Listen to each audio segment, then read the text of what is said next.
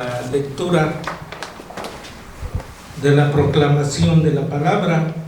Los invito a que vayamos a la carta a los Romanos y leamos del capítulo 7, del versículo 7 de ese mismo hasta el versículo 8 del capítulo 8.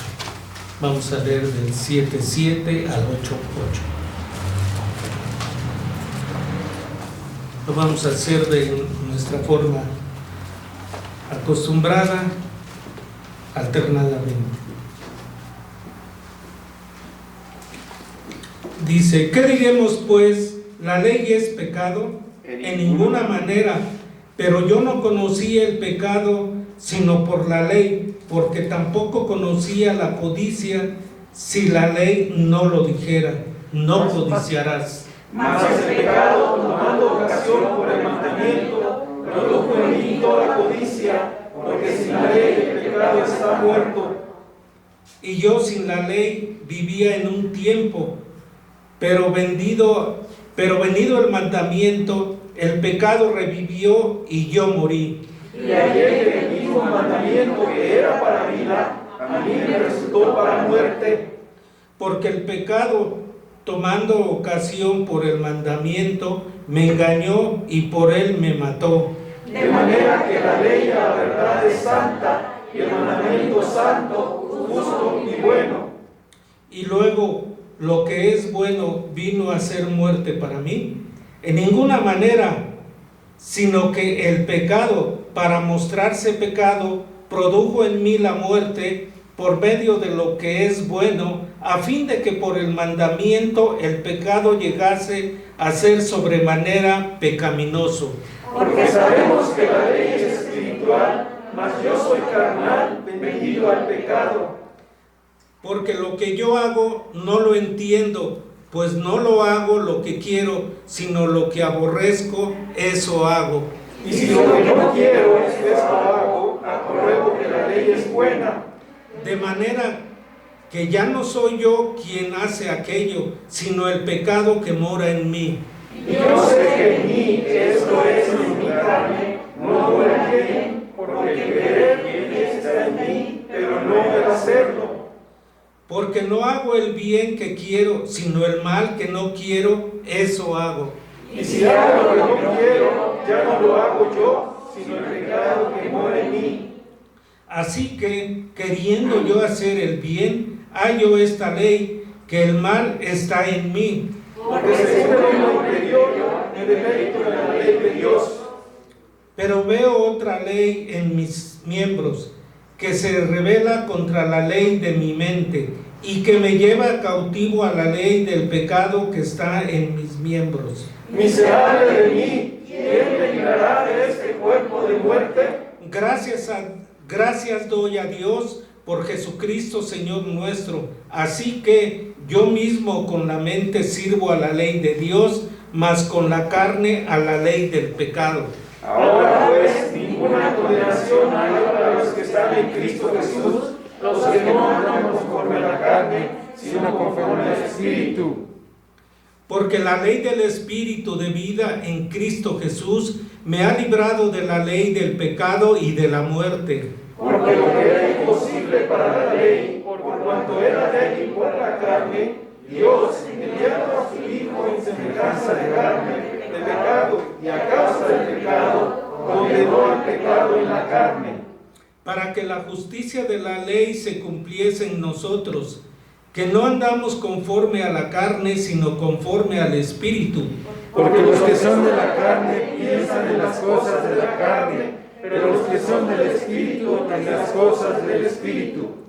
Porque el ocuparse de la carne es muerte, pero el ocuparse del Espíritu es vida y paz. Por cuanto los designios de la carne son enemistad contra Dios, porque no se sujetan a la ley de Dios, ni tampoco pueden. Y los que viven según la carne no pueden agradar a Dios. Amén. Respondamos con la alabanza 165, cerca, más cerca. Escrito por el hermano Morris, traducción por Vicente Mendoza. de la octava parte del Himnario, Consagración y Vida Cristiana.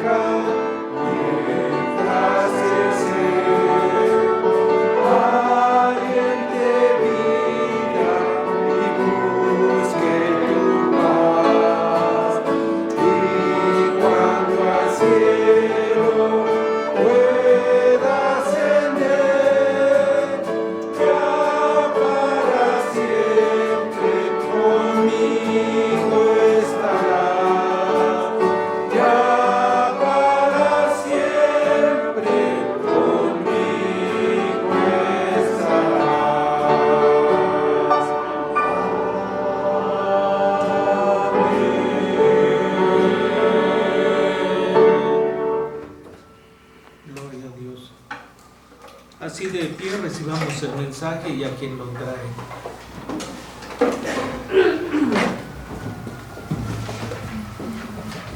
Tomen su lugar, por favor.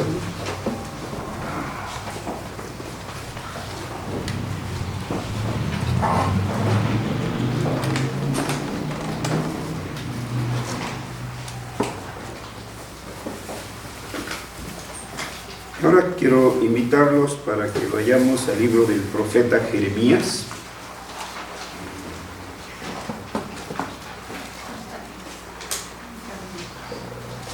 Y localizamos el capítulo 17.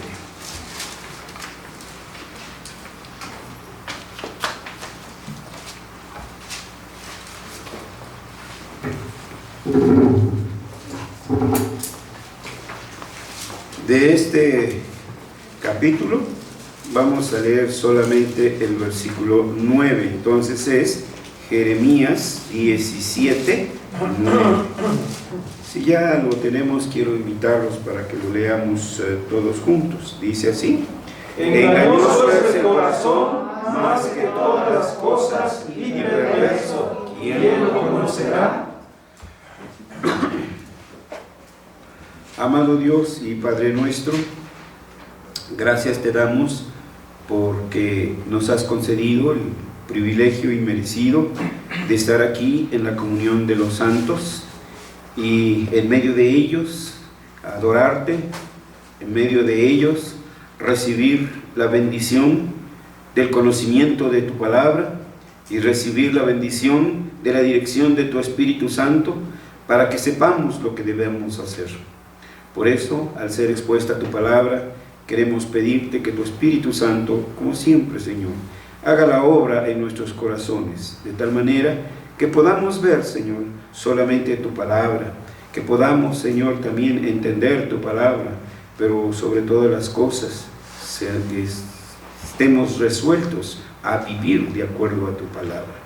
En el nombre de nuestro amado Señor Jesucristo, oramos a ti. Amén. Amén.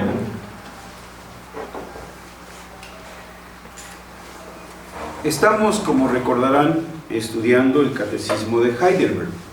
Y si ustedes notan, vamos alternando una semana y una semana. Una semana es la base doctrinal de nuestro diario actuar en la vida cotidiana. Y el otro es la aplicación de esas doctrinas cardinales de las Escrituras. ¿Para qué nos sirve? ¿Para qué nos sirve esto entonces? En la vida cotidiana, entonces es en lo que vamos alternando con los otros temas. Recién hemos concluido de estudiar la pregunta 4 del Catecismo de Heidelberg.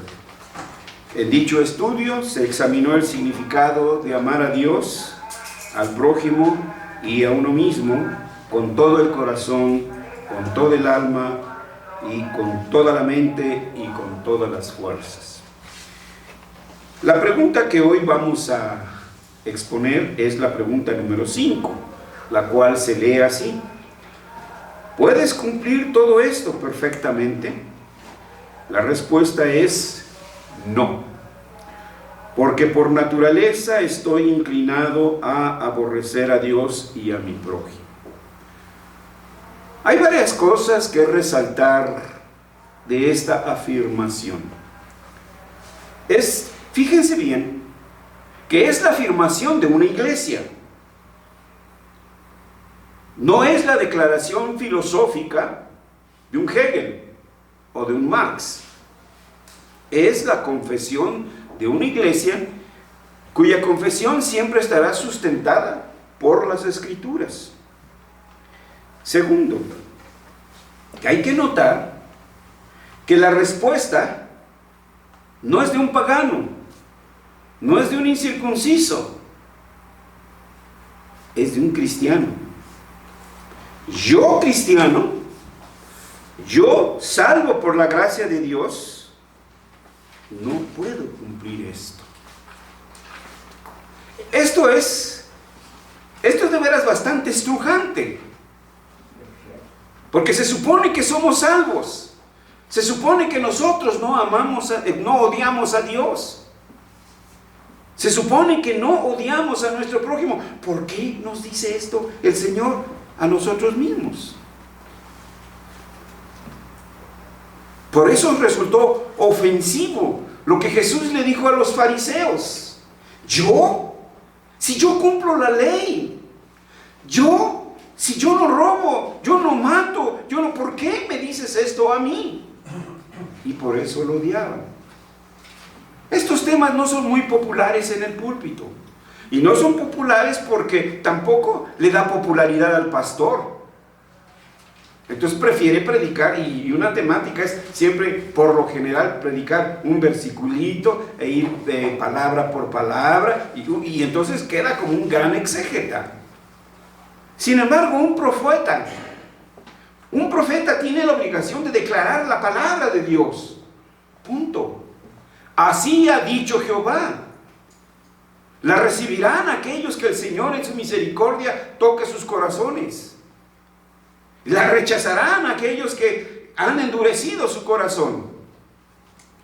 Cuando un rey visitó de Judá, visitó al rey del norte, lo invitó para participar en una batalla. Y entonces la sugerencia del rey de Judá es: consultemos a los profetas. El rey del norte trajo a sus profetas, pero el rey del sur dijo: ¿qué no hay profeta de Jehová aquí? Sí, hay uno, pero no, ese siempre me declara cosas malas. Esa es la idea. Esta fue también una de las oraciones de uno de los profetas. Señor, no hemos hecho lo mismo que nuestros padres. No hemos escuchado lo que tus profetas dicen. No hemos obedecido a tus profetas. Que dicho sea de paso, no es precisamente obedecer al profeta, sino reconocer que él es portador de la palabra de Dios y que lo que está declarando es lo que Dios declara, y que entonces frente a las escrituras la única alternativa es la obediencia. No vamos a poner la consideración, no la vamos a poner en la báscula y vamos a ponderar en ella a ver qué sí y a ver qué no. Es total y completamente. Otras cosas que también deben de llamar nuestra atención antes de pasar al desarrollo de la explicación de la pregunta y respuesta de esto es: ¿puedes cumplir todo esto? Y dice, perfectamente. Porque no dudo que algunas ocasiones pues haya la intención, hoy sí lo voy a hacer, como de algunos estudiantes que nos deben por ahí algunas materias. No estoy viendo a nadie en particular, ¿eh? Algunos graduados que no han hecho su tesis. No estoy dirigiéndome a nadie, por supuesto, ¿sí? De repente dicen, hoy sí voy a hacer mi tesis, y pagan la papelería y se compran hasta 2 millares de papel y empiezan. Es una buena intención, pero al otro día ya no, y así sucesivamente. Por eso es acuciante el final de la pregunta: ¿puedes cumplir todo esto? Perfectamente. Ese es el punto en el que debemos ponderar. Y la respuesta es un categórico no. No, dice. Punto. En algunas versiones, en inglés, por ejemplo, dice no wise, de ninguna manera. En español y en el mismo alemán es la palabra a secas, nein, no, no, punto. La respuesta es categórica. No podemos. Esto resulta, bueno, entonces, Señor, ¿qué soy? ¿Qué hago? ¿No? ¿Cómo le hago? Eso suena, es para sacudirnos las neuronas, hermanos. Es para sacudirnos incluso el pedestal donde estábamos, creyendo que estábamos bien ante Dios, que nuestras decisiones, luego escuchamos, ya oramos al Señor y hemos decidido. Espérate. ¿Quién te ha dicho que tu oración ha sido acepta al Señor? Entonces y así encontramos, hermanos, ejemplos de veras terribles, y que se refugian en eso, en creer que están cumpliendo conforme lo que Dios pide. Pero la respuesta no nos deja impactados con un contundente no, porque enseguida da la razón de por qué no podemos cumplir perfectamente la voluntad de Dios. Porque por naturaleza estoy inclinado. Entonces no es cuestión moral, no es cuestión filosófica, es una cuestión espiritual. Ese es el gran problema. No, porque por naturaleza estoy inclinado a aborrecer a Dios y a aborrecer a mi prójimo. Pero otra vez, ¿cómo que no? ¿Cómo que aborrezco a Dios si yo lo amo? Es que existe aquí la ley del todo o nada. Si yo amo a Dios, vamos a suponer, en el hipotético caso, pero muy hipotético, de que pudiera cumplirla, pudiera amar a Dios con todo mi corazón, con toda mi mente, con todas mis fuerzas, y ya analizamos eso. Pero si no amo a mi prójimo, entonces, bien, también la Escritura dice que el que falla en uno, fallan todos los demás. Y puede resultar a la inversa. ¿A qué no está dispuesta una madre por un hijo, un padre por un hijo? Son capaces de hacer las cosas más inverosímiles. Las vemos en películas, lo vemos en telenovelas, lo vemos en novelas, que hay padres capaces de echarse la culpa de un asesinato por defender a su hijo, por amor a su hijo. ¿Y Dios qué? ¿Y la justicia de Dios qué? Entonces ven, todo este conjunto de cosas son las que tenemos que ver, y todo este conjunto de cosas son las que una iglesia confesó en 1563, la iglesia de Heidelberg. Pero no solo ellos, sino que estos documentos fueron analizados en Westminster. Estos documentos fueron analizados también en Dordrecht, y fue la misma confesión de la iglesia. Pero también leyeron, escudriñaron las escrituras, interpretaron y llegaron a la conclusión: los hermanos de la iglesia de Heidelberg tienen razón, nosotros también. De hecho, en los cánones de Dordrecht hay un apartado que dice que adoptaron, ¿sí? Que adoptaron y ponderan y nos instan y nos animan para que usemos estos catecismos. Entonces, tendremos que ir tratando de desarrollar en el tiempo que se nos asigna en esta hora, tratar de explicar un poquito todo esto que a ciencia cierta, o mejor dicho, que de primera vista pues nos deja como en shock. Nuestro amor por el prójimo es imposible si primeramente no amamos a Dios. Primera regla: no puedes amar a tu prójimo si primero no sabes amar a Dios. Primero tienes que amar a Dios para que entonces entienda la razón de por qué debes amar a tu prójimo. Así que, si amamos a Dios, esto indica que nuestra naturaleza ha sido sanada. Significa que somos normales, que hemos sido lavados con la sangre de Cristo. ¿Normales en qué sentido? Como Dios nos creó en el paraíso. Pero, si odiamos a Dios, es porque nuestra naturaleza se ha corrompido. Es decir, somos anormales. Un hijo contumaz que odia a Dios, dice, se cuelga de su mamá: ay, mamita bonita, cuánto te amo. Está amando a su prójimo,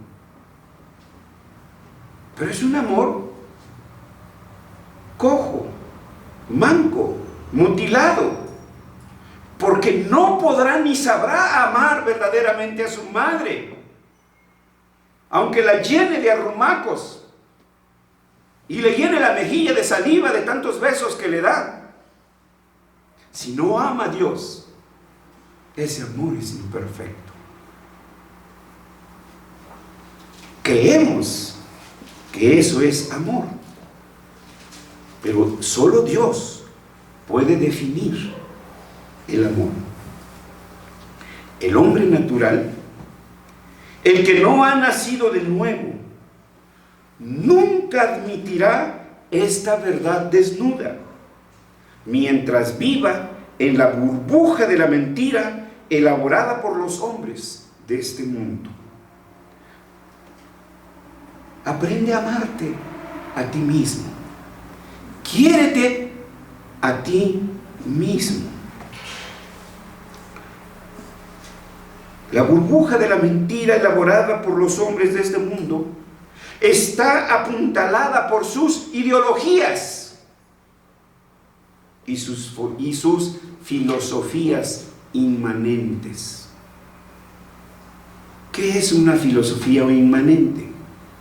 Una filosofía inmanente que no pasa de aquí del planeta Tierra, que no es trascendente, que no puede ir más allá del orden, ley cósmico y pasar hasta allá en donde está Dios. Imposible. Como cuando nos dicen que tal estrella tiene millones y millones de años. ¿Cuál fue su fuente? La prueba del carbono 14. ¿Y de dónde salió el carbono 14? De aquí, del planeta Tierra.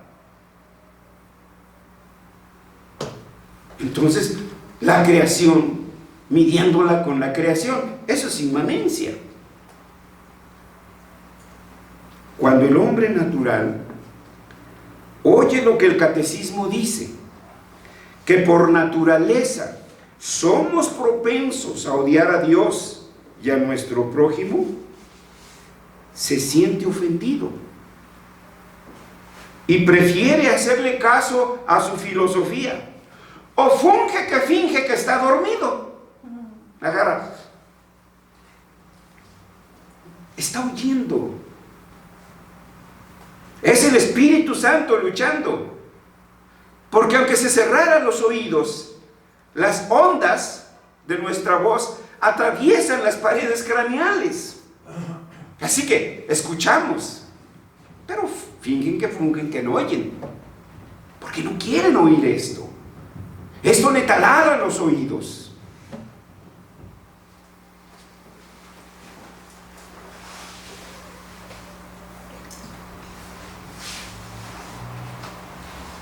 Esto quiere decir entonces, esta es la razón por la que no quiere escuchar a Dios, es porque el hombre vive en la neblina de su mentira, tanto con respecto a Dios como con respecto a sí mismo. Prefiere escuchar. Ya está, jocosamente, coloquialmente luego se dice, ¿quieres la verdad desnuda o una mentira piadosa? ¿Sí? Porque no nos gusta escuchar estas cosas, hermanos. La pregunta es clara. ¿Puedes guardar todo esto? Es decir, ahora vamos aquí. ¿Puedes vivir tu vida entera, en cuerpo y alma, con mente y voluntad, y con todas tus fuerzas, todo el tiempo y en cualquier lugar, en el hogar, en la iglesia, la escuela? ¿De veras ahí ocupa Dios un lugar en tu corazón? ¿En la oficina? ¿En la tienda? ¿En la calle? Todo esto. ¿Puedes vivir todo esto desde el principio del amor a Dios? ¿Desde el mismo principio de amar a tu prójimo? ¿Lo estás viendo todo esto? Además, debe notarse la importancia del adverbio perfectamente. Entonces viene la pregunta: ¿puedes guardar todas estas cosas perfectamente? Es decir, ¿puedes guardarlo sin fallas ni errores, sin estar nunca motivado en lo más mínimo por nada más que el puro amor de Dios? El verdadero amor a Dios nos motiva. El verdadero amor a Dios nos motiva a comer y a beber, como la Escritura dice: pues si coméis o bebéis, hacedlo todo para la gloria de Dios. El hipertenso, para la gloria de Dios, le pone puños de sal, porque esto está desabrido. Para el que tiene gastritis, que le han prohibido los irritantes, para la gloria de Dios, chile habanero, chile manzano, chile de... le damos. Entonces miren, este cuerpo no es nuestro, es del Señor. Y por amor a Él debemos de cuidarlo. Las preguntas seguiríamos entonces avanzando. También en cada pensamiento de la mente, en cada deseo del corazón, en cada palabra que hablamos, en cada acción que realizamos, hacemos todo esto por el puro amor a Dios o por puro protagonismo personal. Vean, hermanos, esto es terrible. Hay que quedar claros. Aquí no hay posibilidad de neutralidad, porque la respuesta es contundente, es no. Lo que significa entonces es no puedo, es imposible. Y nuestra inhabilidad no se debe, como dijimos hace un momento, a una incapacidad física, sino a una incapacidad espiritual. Cuanto más alejados estemos de los medios de gracia, más susceptibles seremos de ser atrapados por los principios del mundo. ¿Por qué cuando vemos nuestros muchachos con modelos de los paganos de allá, por qué los vemos así? Porque han dejado los medios de gracia. La oración, la lectura de la Escritura, la comunión de los santos, la iglesia, todo esto nos va entonces debilitando poco a poco, hasta que no queda de nosotros más que una caricatura humana. Bueno, lo que leí de uno de los comentaristas de estos catecismos dijo piltrafa humana. Estos son los efectos de la caída, porque por naturaleza, ahí está, los efectos de la caída. Estos son los efectos de la caída y que nos han llevado a la situación de que por naturaleza somos propensos a odiar. No nos engañemos. Esta es la respuesta humana.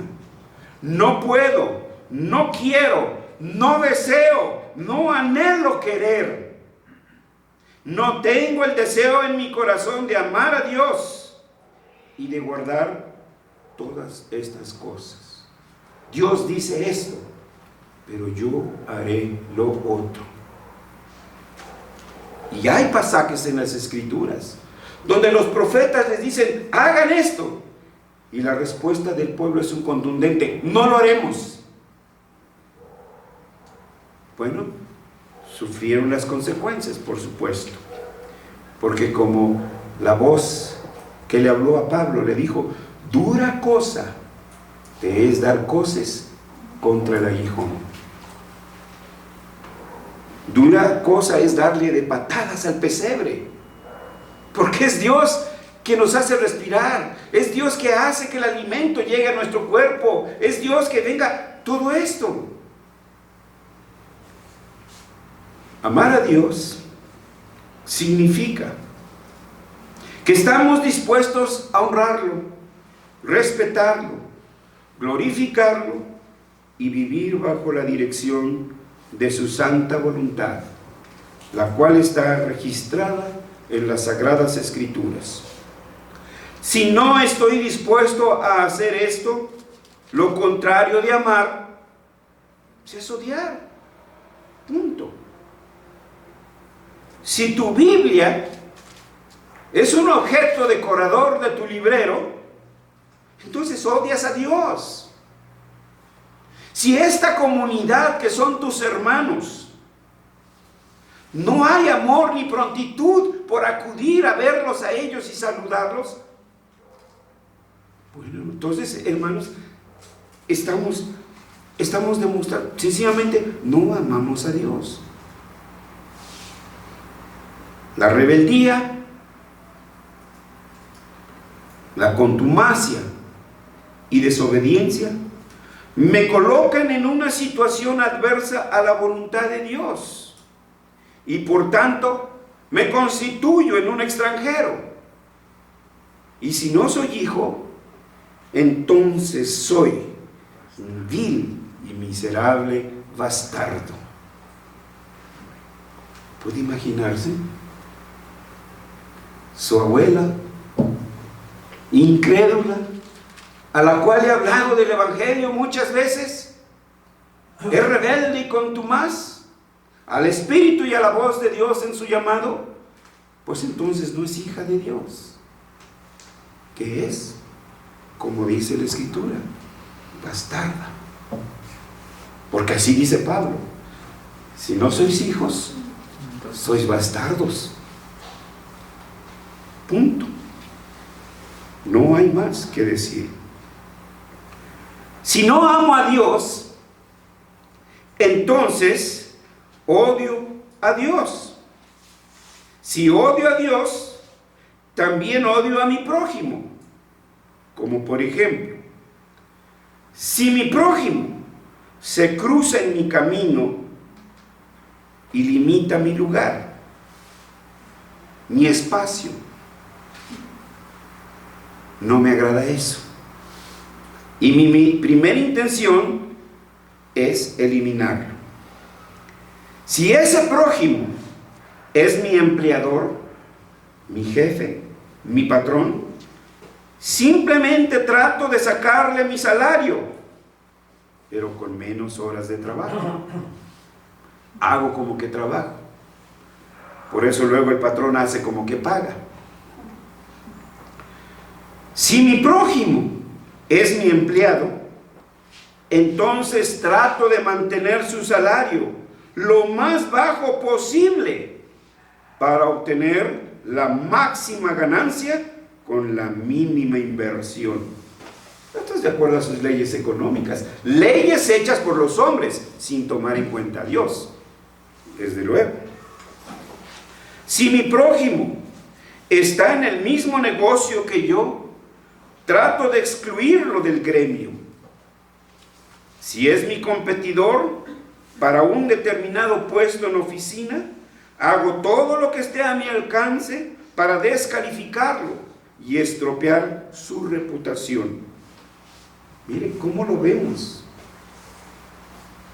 Se nota porque ahí es público. Y cuando yo cito este ejemplo no quiere decir que esté totalmente de acuerdo con ellos. Simplemente veo el hecho. La candidata Hillary Clinton, durante su campaña salió con que no sé qué había hecho con los rusos, no sé qué información había vendido, y eso vino para abajo. Eso se vio en los votos aquí en México.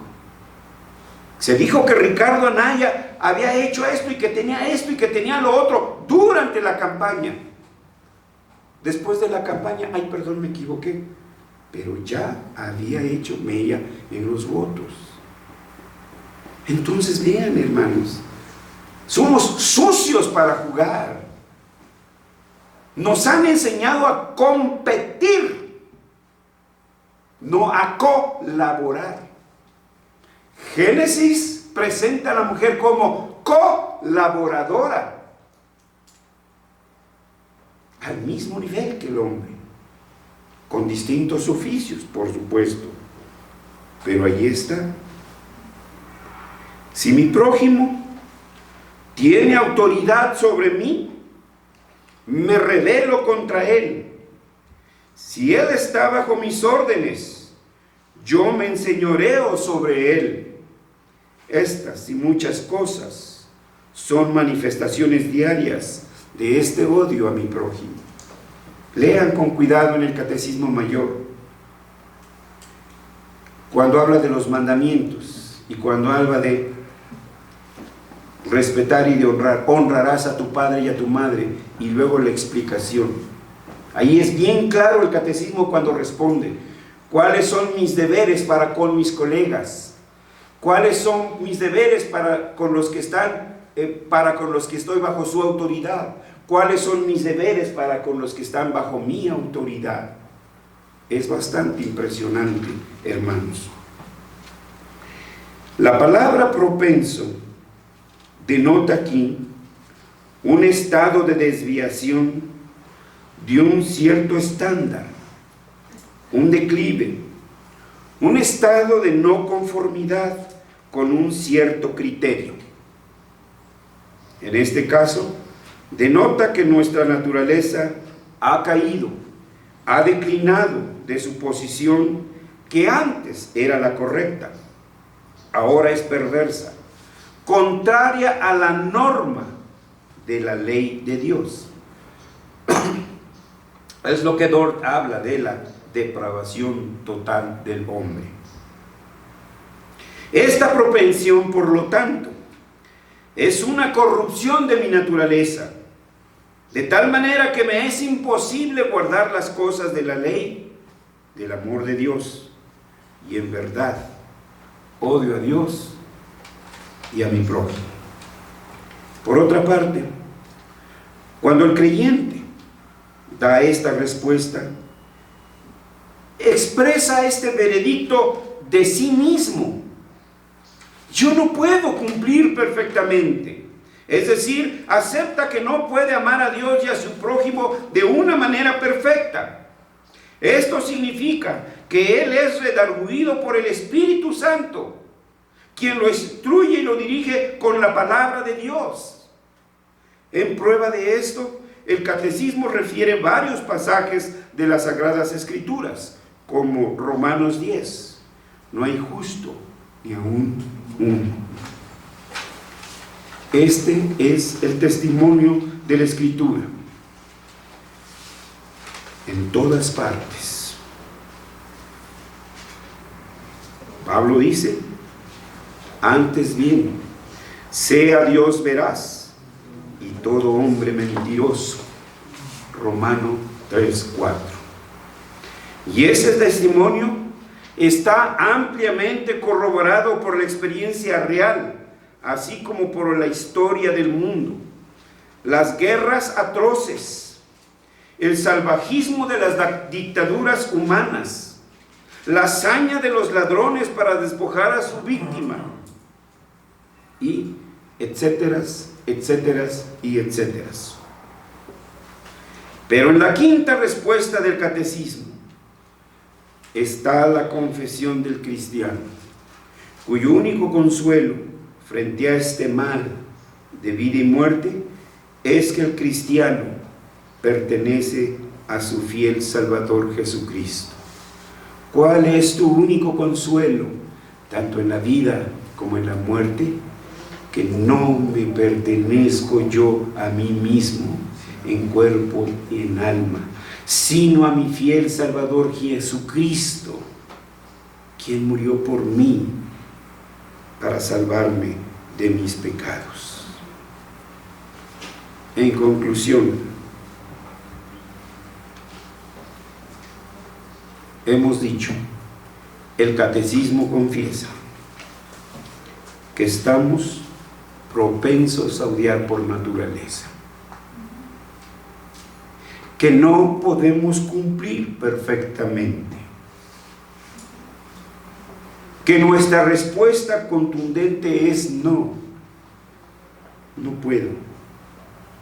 Y la razón es la naturaleza humana caída, y en nosotros los restos de corrupción, de la cual seremos totalmente limpios cuando estemos en la presencia del Señor, o cuando Él en su misericordia y piedad venga por nosotros. Solo nos resta esto, hermanos. Tómelo, acéptelo, escuche lo que la Escritura ha dicho. Así ha dicho Jehová. Se ha citado lo que la Escritura dice, no más. Recuerde la respuesta que dieron la iglesia de Jerusalén en Antioquía con el problema de los judaizantes en Hechos 15:28. Nos ha parecido bien a nosotros y al Espíritu Santo. Esta es la confesión de una iglesia que había sido engañada con penitencias y limosnas y que creía que con eso podía pagar sus pecados.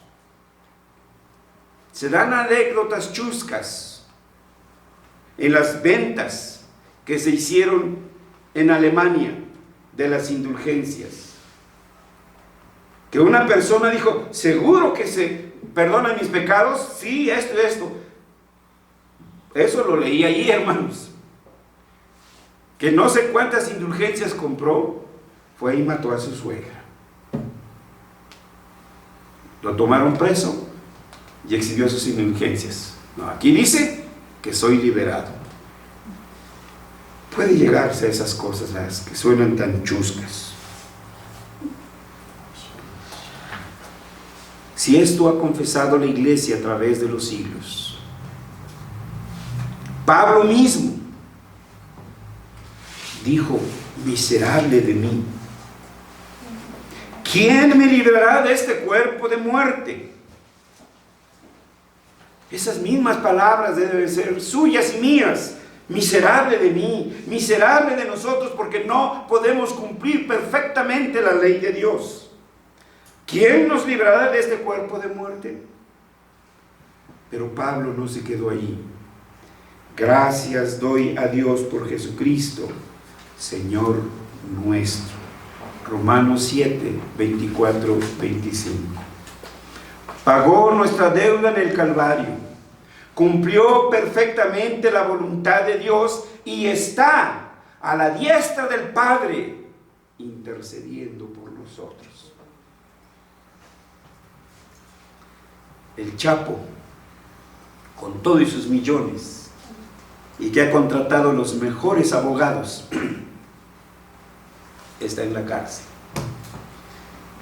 Pero nosotros tenemos otro abogado que ha cumplido, que puede librarnos de nuestros pecados y que puede ayudarnos a cumplir la voluntad de Dios. Vamos a orar. Buen Dios, amado Padre, soberano Señor, una palabra hay en nuestro corazón y un nudo en nuestra garganta que nos impide confesarla. He pecado, hemos fallado, hemos creído que podemos cumplir tu voluntad, y hoy tu Espíritu Santo, con tu palabra cual espejo, ha reflejado nuestra realidad humana. Y por eso te pedimos perdón por aquellas veces que inconsciente o ignorantemente, o a veces hasta conscientemente y de acción, te hemos ofendido a ti y hemos ofendido a tus hijos, a mis hermanos en la fe, quienes también han sido rescatados con la sangre de tu Hijo Jesucristo. Por eso te pedimos perdón. Y nos sentimos avergonzados y abochornados. Y no sabemos qué decir y no sabemos qué hacer, Señor. Estamos desesperados por nuestros pecados. Y nos levante el ánimo tu Espíritu, tu palabra y tus promesas. Y nosotros, como Pablo, decimos: gracias damos por tu Hijo Jesucristo, por ese precioso nombre. Perdona nuestras iniquidades, por ese precioso nombre. Perdónanos los momentos que hemos puesto en primer lugar nuestra vida antes que obedecer tus mandatos. Perdónanos, Señor, porque no han sido las pocas veces que hemos adelantado nuestros deseos a los de tu voluntad expresa. Te rogamos, Señor, que alcances a nuestros hermanos, que aún sigan tibios, Señor, en su fe. Que tu Espíritu Santo redarguya sus corazones, Padre, y que puedan ver que si hay confesión de pecado y que si hay arrepentimiento, hay perdón y amor en ti, por la obra eficaz de tu Hijo Jesucristo, en quien oramos. Amén. Amén.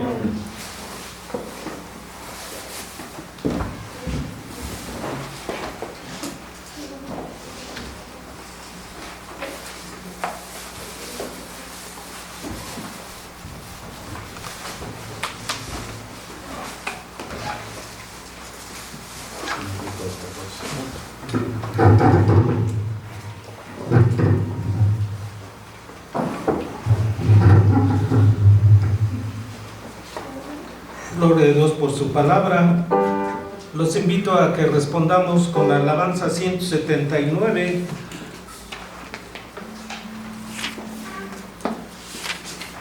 Jesús, yo he prometido. Escrita por el hermano Arthur Mann y traducida por Juan B. Cabrera, de la octava parte del himnario Consagración y Vida Cristiana.